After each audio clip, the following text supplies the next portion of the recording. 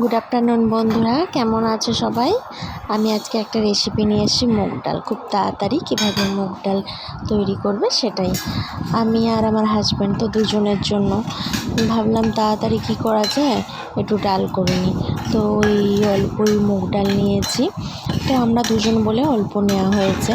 মুগ ডালটাকে আমি পরিষ্কার ছিল একটু ভালোভাবে দেখে নিয়ে কড়াইয়ের মধ্যে দিয়ে ভালোভাবে ভেজে নিচ্ছি। তো তোমরা ভেজে নিয়ে ধুয়েও নিতে পারো, যেহেতু আমার ডালটা পরিষ্কার ছিল তাই দেখো আমি ডালটা দিয়ে শুকনো কড়াতে নেড়ে চেড়ে লাল হয়ে যাবে, যখন ভালোভাবে ভাজা হয়ে যাবে তখন ঢেলে নিয়েছি। ঢেলে নিয়ে প্রেশার কুকারের মধ্যে পরিমাণ মতো জল দিয়েছি। বেশি জল হলে আবার চারিদিক ছিটিয়ে পড়ে যায়, তাই তোমরাও পরিমাণ মতো একটু জল নিয়ে নেবে। প্রেশার কুকারটায় জলটা একটু একটু ফুটে উঠবে, যখন বুঝতে পারবে তখন একটু ডালগুলো দিয়ে দেবে। দিয়ে তার মধ্যে আমি একটু লবণও মিশিয়ে নিয়েছি। যা কিছুই তোমরা সেদ্ধ করতে যাও একটু লবণটা দিয়ে দিলে না তাড়াতাড়ি ভালোভাবে সিদ্ধ হয়ে যায়। তো আমি লবণটা মিশিয়ে নিয়েছি।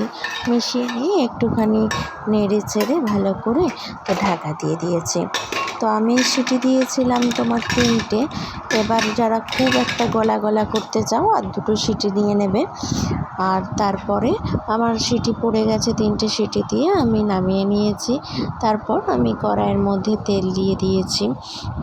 তেলটা একটু গরম হয়ে এলে তার মধ্যে আমি শুকনো লঙ্কা আর তেজপাতা দিয়ে দেবো। তো শুকনো লঙ্কা তেজপাতা, আমি এই ডালটা নিরামিষ রান্না করছি। কেউ কেউ চাইলে তুমি পেঁয়াজ রসুন দিয়েও করা যায়, কিন্তু আমি নিরামিষই করেছি। তো শুকনো লঙ্কা আর তেজপাতা দিয়ে দিয়েছি। এবার ওই শুকনো লঙ্কা তেজপাতাও ভালোভাবে আমি তেলের মধ্যে ভেজে নিচ্ছি।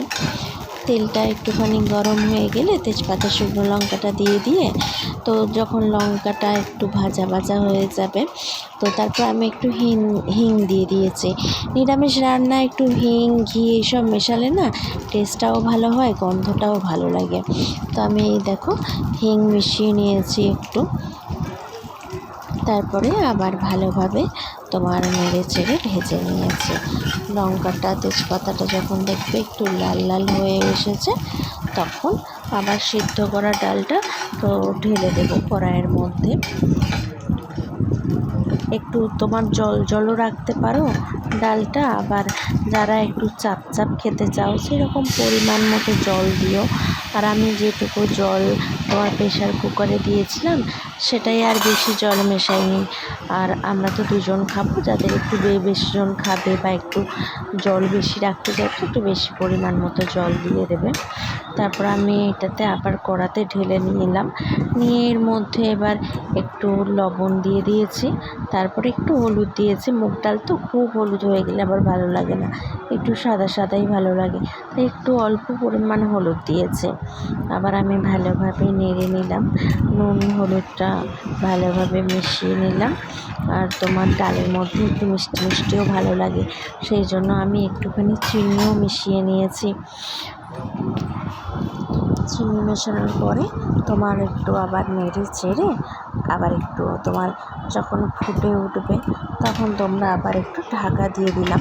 কারণ হচ্ছে তোমার দেখো ডালটা যে আমি 3টে সিটি দিয়েছি, এবার খুব একটাও তোমার সিদ্ধ হয়নি, তার জন্য একটু ফুটিয়ে নেবো।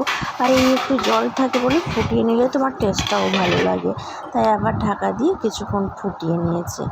ফুটিয়ে নেওয়ার পর এবার দেখো একটু গাঢ় গাঢ় হয়েছে আর একটুখানি জলটাও কমে এসেছে।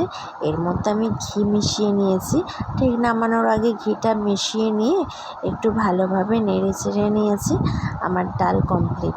ভালো লাগলে প্লিজ লাইক আর কমেন্ট করো, সাবস্ক্রাইব করো। Thank you.